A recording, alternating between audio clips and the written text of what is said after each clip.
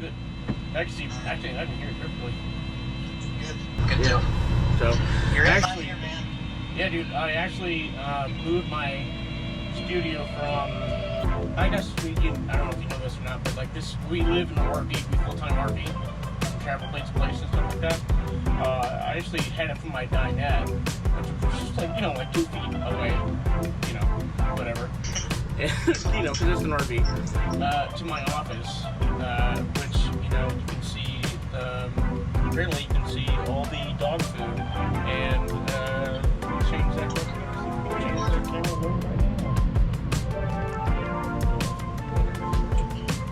Put this tiny globe back here, make it look like Yeah.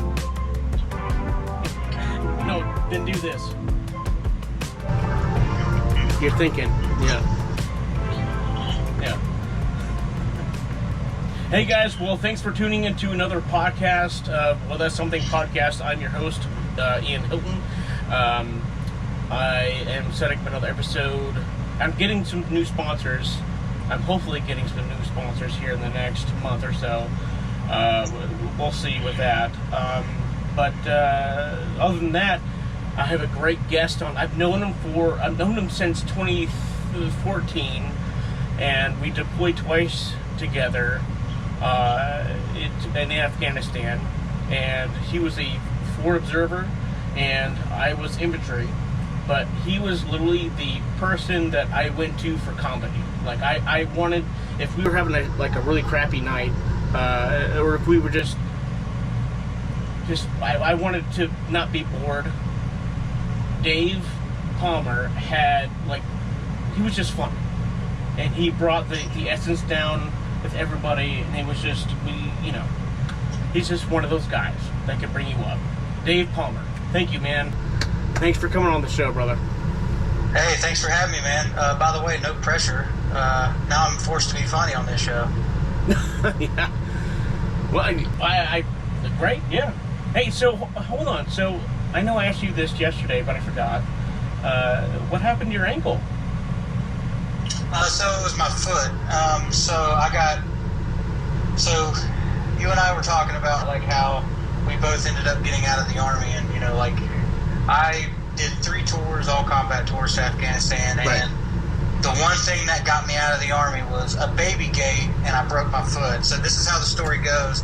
So at the base of our steps, we had a baby gate, and we had a newborn baby at the time, and she was finally asleep in the middle of the day, so my wife and I could get stuff done. Well, we had ordered DoorDash, and every time DoorDash came to our door, they always rang the doorbell. So I ran downstairs, jumped the gate, thinking that I was some kind of CrossFit athlete. Jumped the gate, stabbed my foot in the 5th metatarsal bone, still got the DoorDash. I was fine. Still grabbed the DoorDash in time before they rang the doorbell. But at the time that I did it, I didn't even realize I broke my foot. It actually wasn't until the next day when my wife and I went to go get pictures, and the lady was like, "How come you're not wearing a shoe?" And I'm like, "Oh, I bruised my foot kind of bad, And she goes, "Well, my husband is actually he's like a nurse or whatever, so why don't you show him?" So I showed him my foot. And Hold on. You're taking pictures, and is this during the process of taking pictures, or is the husband on site, coming over to check your foot? No. So, okay, I'm sorry. I kind of left the details out. So the next day, after I had broke my foot, right. Me and my wife had scheduled some portrait photos to be done at this lady's house. She asked me about the foot thing, and then that's how we were in her house, and she's like, "Why don't you have my husband take a look at it?" And so I took my sock off, and I had seen it up to this point. I just haven't looked at it. I'm the kind of guy that if there's something wrong with my feet, I'm just not going to look at it, and it'll probably go away. So the guy was like, "Dude, your foot is it's got to be broken. It's black and blue. You need to go to the hospital." And I go to the hospital, and sure enough, I broke my foot and pretty much snapped it in half, and that's where we are today. So Was it in the toes, or was it like the ligaments? Like whereabouts was the break? So the best way to explain it is like it was as if my pinky and ring toe, or whatever the toe is next to the pinky, like is as if like it wasn't connected to my foot. Oh. So that bone, the fifth metatarsal bone, and then shortly after that, that's how I had to retire out of the Army, because of a baby gate. Really? Yeah. So that's how you get out? Holy shit, man! I mean, holy poop. Sorry, when you cursed, but It's okay. yeah, it's funny. I'll tell you a little something about me. Is that I don't know if you were caught up around 2018. I got ran over by a cop. Yeah, I might have been too busy to hear about that on the news. Yeah, that's totally fine. I'm not expecting to hear about that. But yeah, 2018, Cinco de Mayo, May 5th, I got ran over by a county cop and crushed my tibia and fibular or whatever in 4 different places on a Saturday. And this is when I just PCS to Fort Stewart in Georgia. And my career was like kind of at its like high, because nobody in that company had like what I had, you know, to leadership. Like I want to grab a bunch of guys to get in and you know, like start my process of being a team leader, you know. And so that weekend, you know, when I got ran over by the cop, everything ended. That was it. You know, broke my, like I said, my tibular and fibular in 4 different places. I have a rod that's permanently inside my left leg with 4 screws and 2 plates. And this is where I'm going at, is that I couldn't walk for 6 months. I was in a wheelchair for 6 months. And I was like showing up to work with a walker, with the tennis balls, like walking through the company with tennis balls on, because I couldn't, like, that's all they had for me, you know. And so when I was able to walk again with pain, the med board director or whatever, the specialist, called me on my way back home from work and was like, "Hey, we see results from your leg. You're completely healed." And I was like, I mean, I could walk. And she was like, no, you can, you're completely healed. There's no severance or anything like that, and there's no this and this and that. I was like, well, I mean, yeah, but I asked her, I was like, have you ever been ran over by like a 4,600-pound Crown Vic? And she was like, well, no, but like, you know, I'm looking at your x-rays right here. So I was like, okay, cool, whatever. And it's funny story ending right here that they ended up midboarding me. So you're saying, so how did the cop run you over? Did he not see you? Were you in the prone position in the middle of the highway? What were you doing?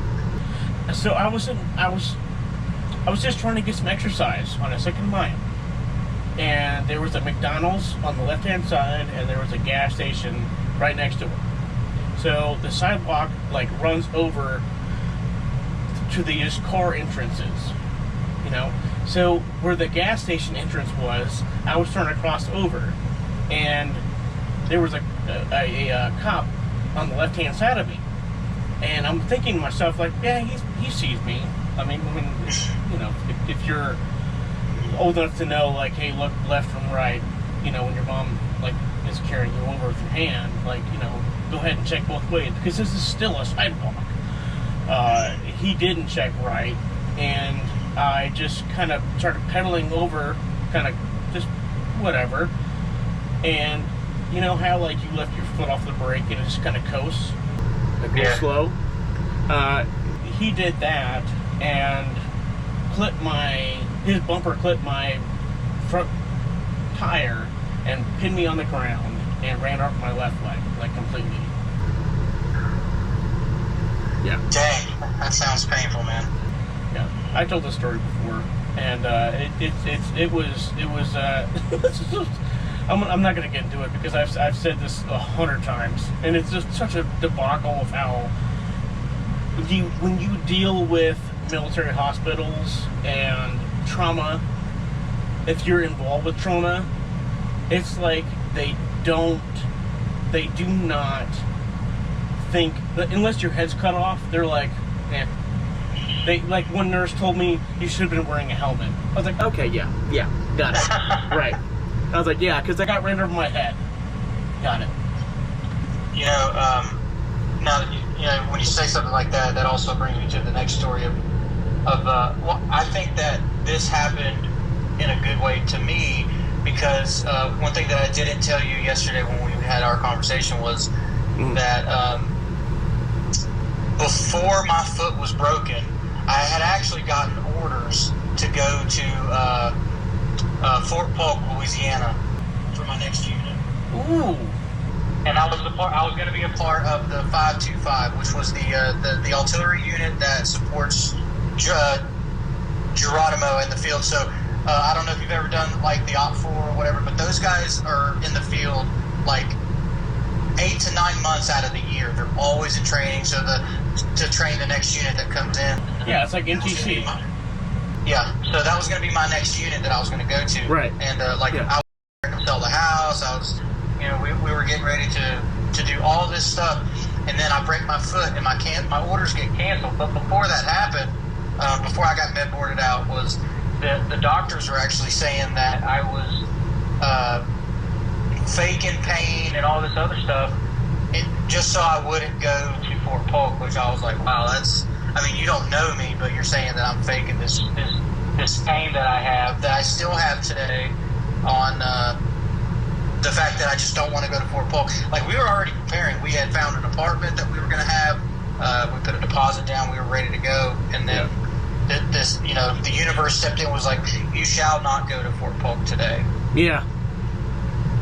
So the thing with that too, man, is like anytime I know you know this, but every time like somebody, even what rank you are, they're always like, you have an injury during the time when you're transitioning to go train somewhere where it's like miserable and nobody wants to do it, and like all of a sudden like the injury happens to them, they're like, oh yeah, you hurt your ankle, yeah sure you did, Yeah.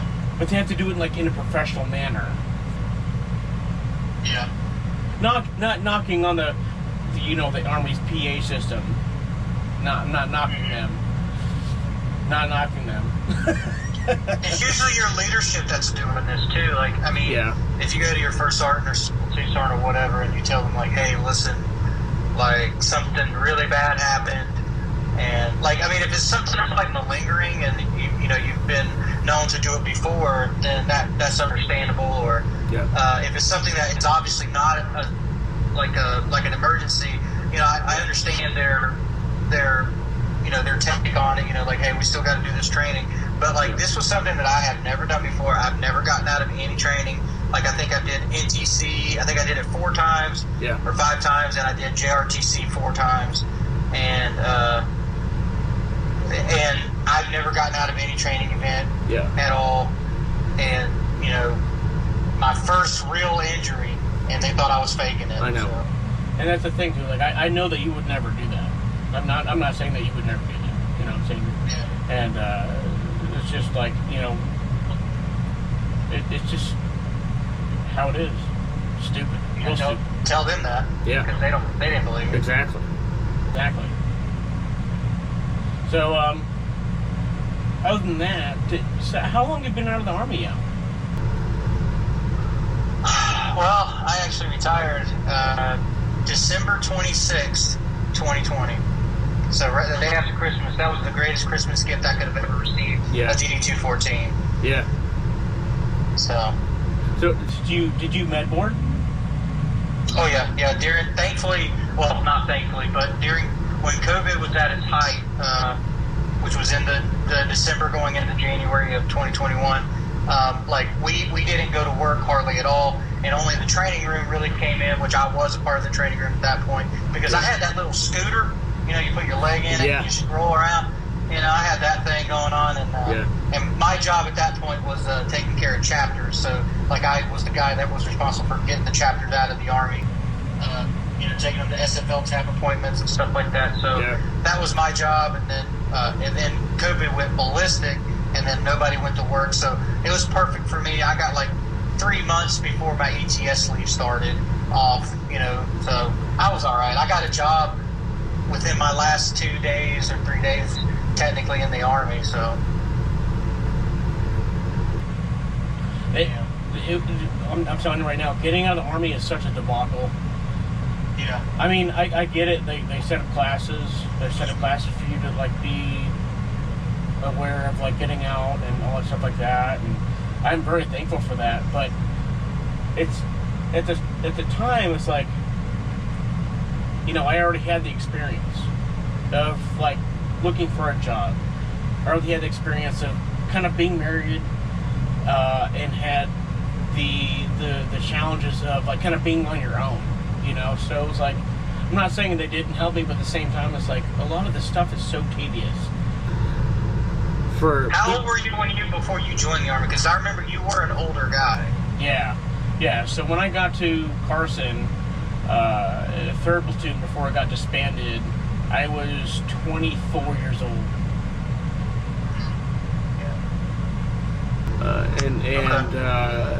That's I had my birthday in basic training. And when you first got in, Dagger Company, that's about around the time we started that 25 miler, like as soon as you got there, right? Yeah. I was already sucking at like 3 miles, dude. I was not a rucker. Yeah. I was not, man. Let's talk about that, 'cause that's funny. Do you remember that whole experience? Yeah, I do. So that was around my last. This is whenever Davari had come back to the Army, which is where because when I was with infantry, I was an attachment as a forward observer. So when Davari came back, then that means all the Fisters went back to their artillery units. So I was with 212 up until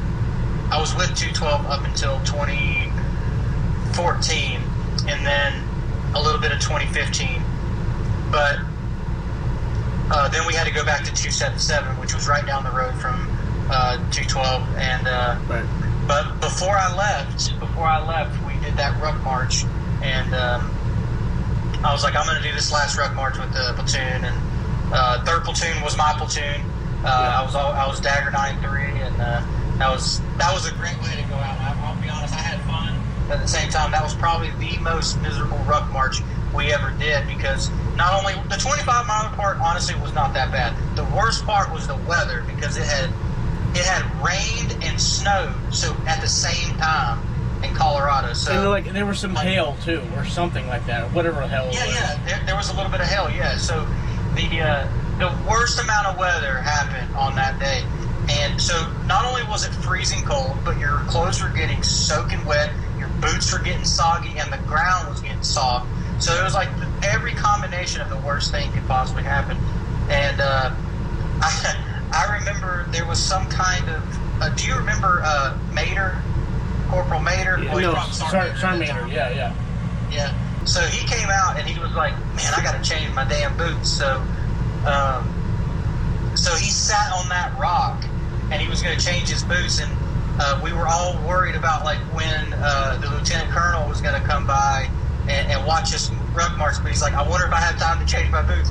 And he's like, screw it, I'm going to do it. So he sat on that rock, changed his wet boots, and of course, as soon as he sat down, that colonel came by in that LMTV and asked him what he was doing. And that was one thing I remember. And the biggest thing I remember is that everybody ended up being okay in terms of the ruck march. But this guy right here, Mr. Hilton, had the bloodiest feet I had ever seen, because he wore summer boots in the winter cold ruck march. And I'll never forget, dude, it looked like someone stabbed you to death at your feet. It looked like I had arthritis.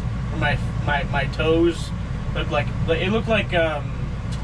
have you ever seen the lead singer from Aerosmith? His toes now, where they like overlap each other like this, like they're almost kind of doing like the peace sign or like the drip sign, but more blood. I'm not a feet guy. Oh, that's good. I just remember your feet. That's that's it. They were pretty hard to forget. It looked like, because when you're issued green socks in basic training, when I just got out of when we did that 25-mile run, it looked, those green socks were, it looked like I put some screws in it and beat somebody to death with it. Yeah, that was pretty bad. And the last thing I remember about that day is that, because we got done at night, like it was at like 6 or 7 o'clock at night or something. Yeah, we started at 9:30 in the morning. Yeah, and because they wanted us to relax, they didn't want us to go home, so they wanted us to eat first and then leave. And I remember I had gotten to, I don't know how, but somehow I had gotten to my car first, and I took my shoes off and just let them rest for a second before I took off. But I remember everybody coming out of those double doors, and it looked like a herd of zombies because we couldn't walk. We were like, Yeah. And that was pretty funny, watching everybody walk out of those double doors, looking like zombies. We were defeated that day. Oh man. One thing I want to hit on before I go on to something else is, do you remember Price when he came in? They threw that little satellite blanket over him, and he was like, you remember Price, right?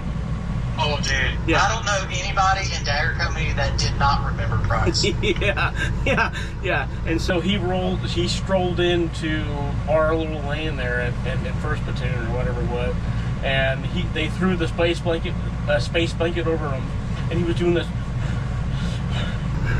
And they were like, and Sergeant Barnes was like, I'm so proud of you. I'm so proud of you, Price. I'm so proud of you. And we're looking at him like, okay. And one of the guys asked him, and he's like, hey, we're going to get you a drink. What do you want? He goes, I want a Coke. And they're like, we're not going to get you a Coke. We're not going to get you, we'll give you water. He's like, I'll take a Sprite. And like, we'll get you, if anything, we'll get you a Gatorade. He goes, purple.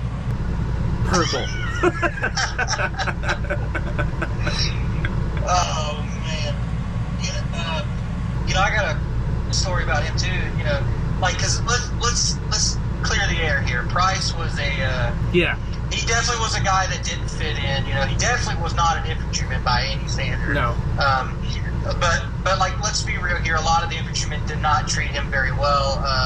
People were pretty cruel to him, and so when we were on deployment, when it came to guard duty, they put me with Price most of the time because they knew that I was pretty nice to the guy, and I could never really be mean to him. And but there was one time we got put on night shift, and it was you remember that? I think it was definitely Bob Apache, but I don't remember. It was the ECP guard, but for the top tower, to our bunks. Okay. Was it near like the front by Alexander Tower? You know what, man? It's been so long, I just know that it was near the mechanics area, near the talk and stuff like that. Oh, by the talk, yeah. So, like, him and I got put on that, and this was near the end. This is whenever they started getting close to breaking everything down. Mm-hmm. And we didn't have any light. Me and Price, so it was nighttime, and I hear something just like, just like you just hear something crawling in the night. I'm like, you know what? I ain't even gonna look. I'm scared. I don't know what it is. Mm-hmm. I'm just gonna keep looking out the window. And so I was like, and I keep hearing it, and it's this weird noise. And all of a sudden, I'm like, you know what? I'm gonna see what it is. And I look into the back of the thing with a flashlight, and it's Price, and he's sitting in this little corner drinking strawberry milk. And then he looks at me like a rat. Like a rat. This thing caught, in the trash can. And I was like, oh my God, Price, you scared the crap out of me, man. One last story about Price. To bring that, we love you, Price. We miss you. Yeah, Price. Hey, dude, you brought us joy after we got out of the Army. So, one last story about him. When we were at NTC in 2014, we were in our bunks, and it was lights out. But Price has been sucking down some cheese whiz after dinner. Right? He brought some crackers For dessert. Yeah. He brought some crackers in from the PX, and was sitting on his little bunk, just just doing that, And so I we're can like, hear it now, man. and we're like, hey Price, like, just don't, like, we know that's you're on a diet, like, you don't eat good, so let's not do that, He's like, okay. And so light goes out. Lights out. We're in the bunk. He throws his whoopee over like this. We see his little flashlight go on. We see his little flashlight go on, and all we can see is his little face like this, like glowing up in the whoopee. And all of a sudden we hear this.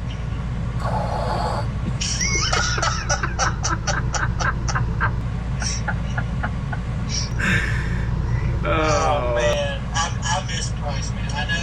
I know we gave him a lot of crap back in the day. I mean, one private really didn't get crap, but yeah. I know he got it extra hard. He got it, But like, I miss that dude. He was a good dude. He was not meant for the Army. I think he even knew that. And he did the best that he could. You got to respect that man for that. Exactly, yeah.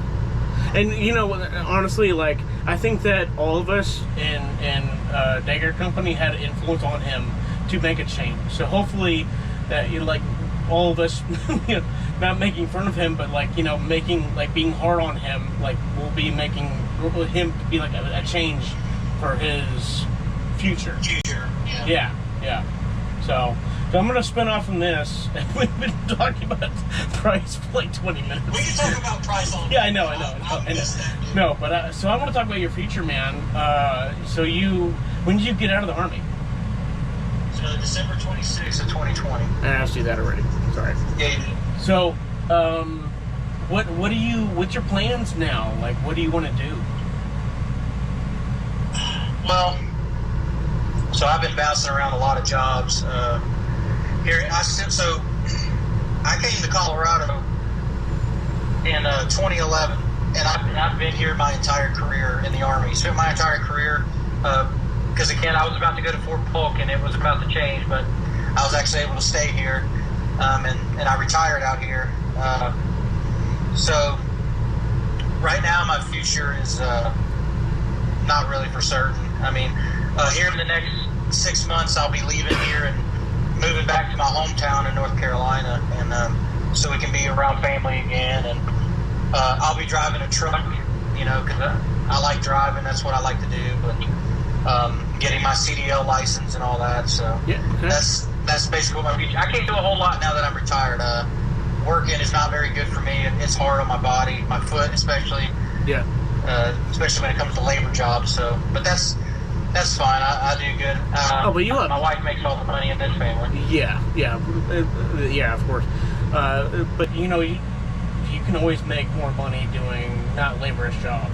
There's truck driving pay for whatever you want to do. Like that truck driving will, like, if you own your own truck, which I was talking about with my wife and I, if you wanted to do it, but if you own your own truck, you can make up to like $150,000 a year. Yeah. But if you work for a company, it can be like $80,000 to like $90,000 a year. Yeah. And so it's not a bad gig, man. It really isn't. Especially if you're passionate about it. It's kind of hard. It's kind of hard to be a passionate guy about driving a vehicle. Okay, I could be passionate if I was doing something else like OnlyFans. I'm kidding. About what? But OnlyFans. Yeah. Or Feet Fit, or the Feet Finder or whatever. Hey, listen, man, I got the ugliest feet on the planet, but I'm sure there's some sicko out there that would still buy my photos. I know. I'm saying, like, I got a nice little tan line, like below my toes. Man, I got like 4 different colors on my toenails. Not one of them's toenail polish. Oh yeah. Yeah.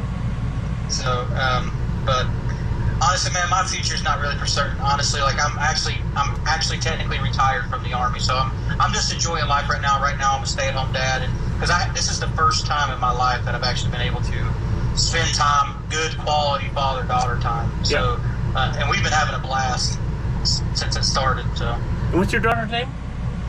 her name is Addison Rose. Addison Rose. Okay. Yeah. I remember the day that you posted her on Instagram, dude. She was so beautiful. She has your mom's hair, for sure. Oh, dude. If you saw it right now, dude, I'm telling you, it goes all the way down to her butt. Like, it's just, it grows so long, so fast. It's a beautiful head of hair. Sure. She's had it since she was born. Like, even as a baby, she had a lot of hair. She like came out of the womb with like bump. Yeah. Yeah. Yeah. Okay, man. Do you want to go to school or anything? Actually, I've tried school. I've done 3 different types of schools. I did trade school, and I did that twice. One, I quit the first time because I wasn't financially ready. I had a lot of debt.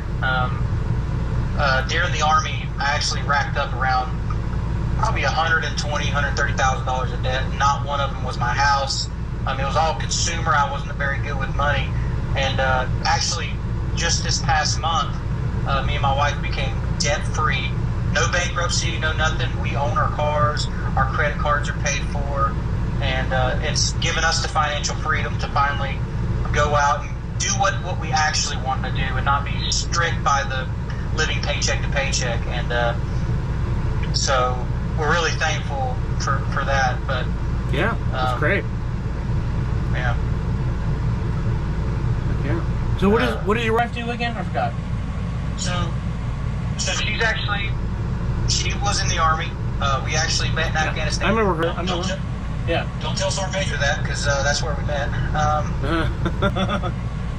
Yeah. We did a lot of things we weren't supposed to do in Afghanistan. It's all good. You had the old F shack. Hey, listen, it was glorious. I had the best of fun. Everybody else was miserable. I would walk into the shower, I'm like, why is everybody so angry? But she works in she actually works for a military contracting company now. Mm-hmm. She works for General Dynamics. She is like an engineer kind of deal. Yeah. And she's excellent at her job. She's also going to school full time, and she's great at school. She's great at her job, and she kicks a lot more ass than I do.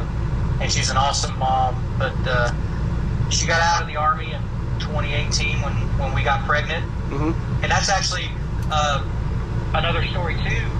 When she got pregnant, she was supposed to go on the 2018 deployment, and her leadership shunned her because they're like, you got pregnant so you wouldn't go on a deployment. And she's like, no, you're right. I created a life so I didn't have to go to Afghanistan. Yep. Stupid. But hold on. But do you remember 2016 when the mechanics stayed in the same barracks to wire? I don't have to bleep that out because it's gone now. But oh my God, the one guy was a mechanic.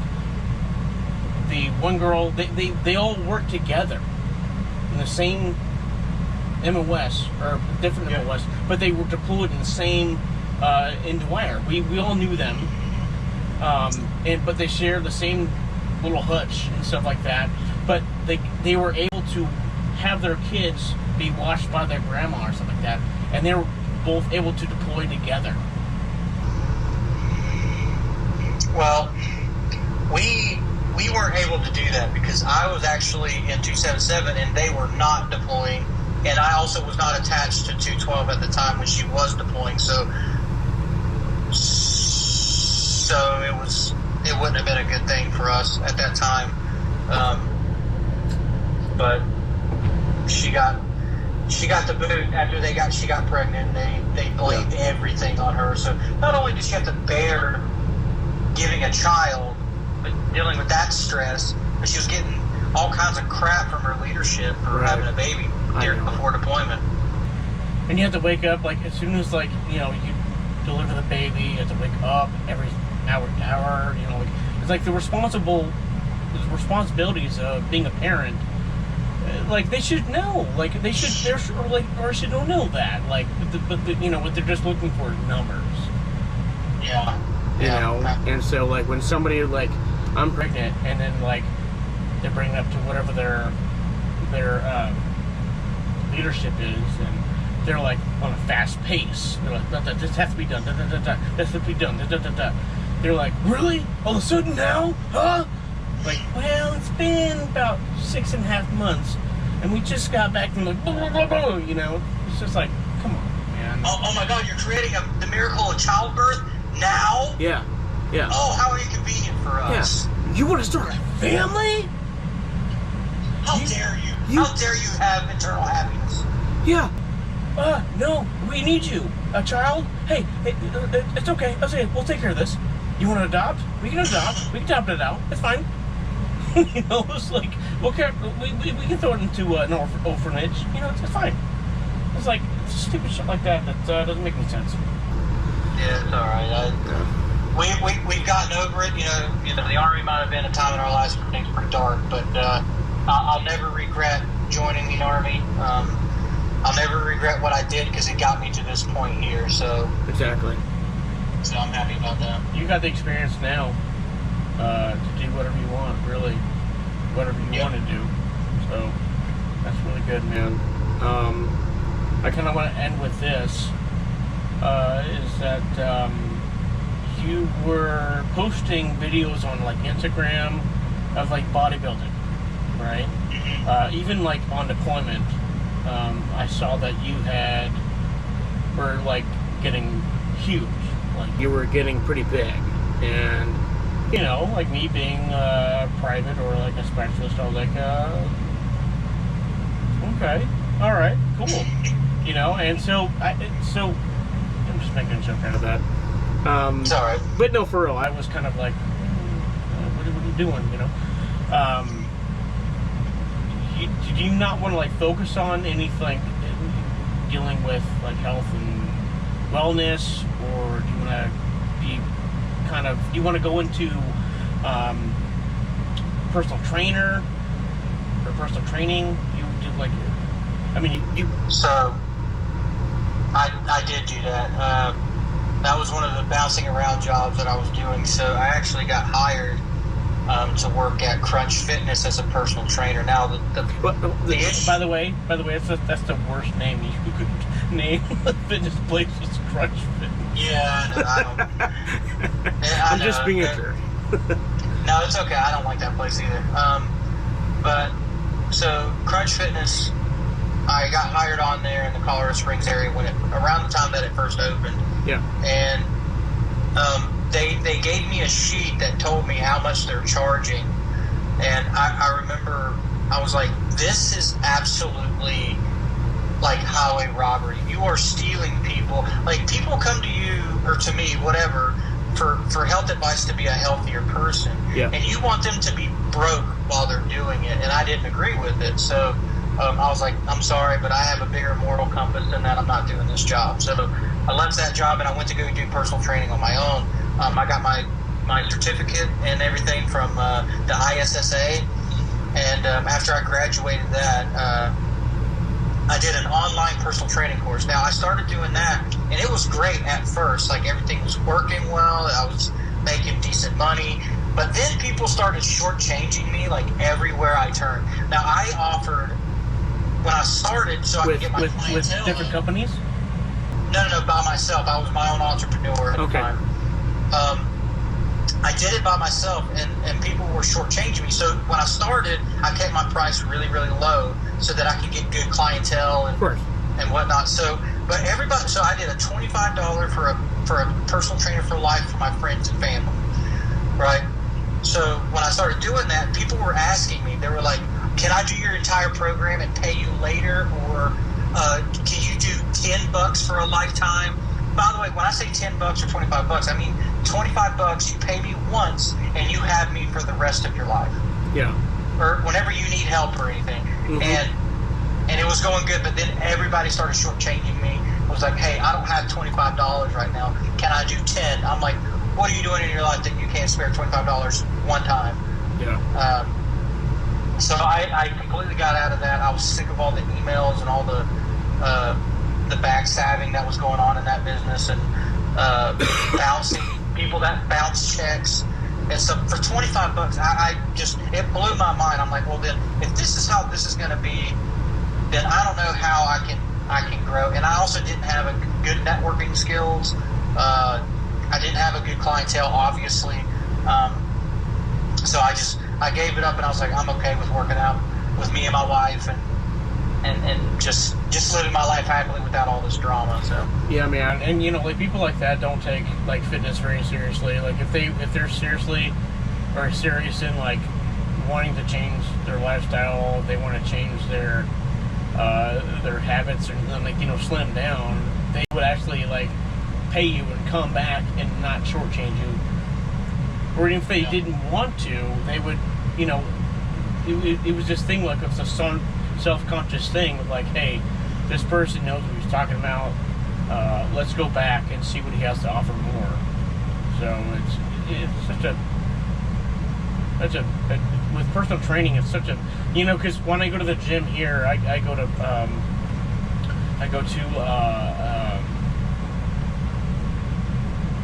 the trim gym.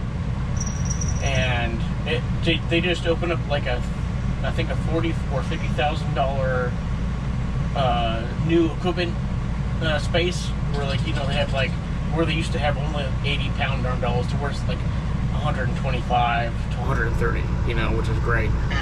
And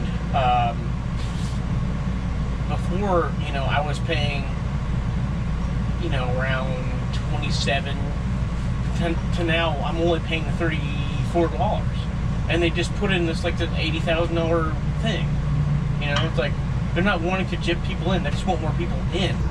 Period. Yep. To come into their gym and experience like racket club, to their basketball court, their new gym. They have 100 different things going on every single day that I'm going in there.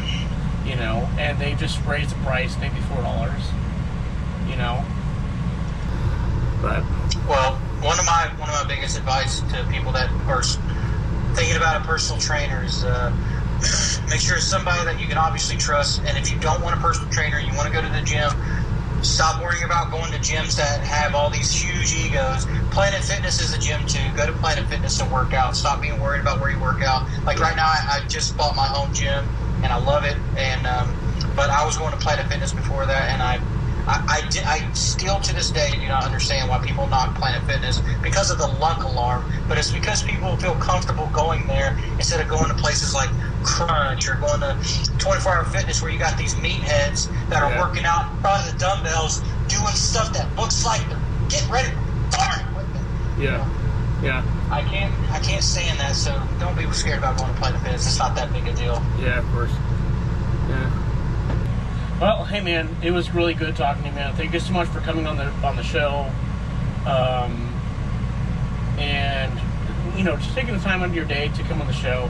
I really do appreciate you, and you were always a funny guy to talk to. With when we deployed together in 2014 with Costa and all that. I mean, you and Costa would go back and forth, and I would just laugh my butt off. And like I haven't talked to him in years, man. Me either. But it was really good talking to you, man. Thanks for coming on the show. Hey, thanks for having me, man. Anytime. Yeah, dude. Oh man, I want to talk about your old podcast. It's dead. Don't worry about it. Yeah. It died. Well, I know it did, but I still want to talk about it because it was still a thing.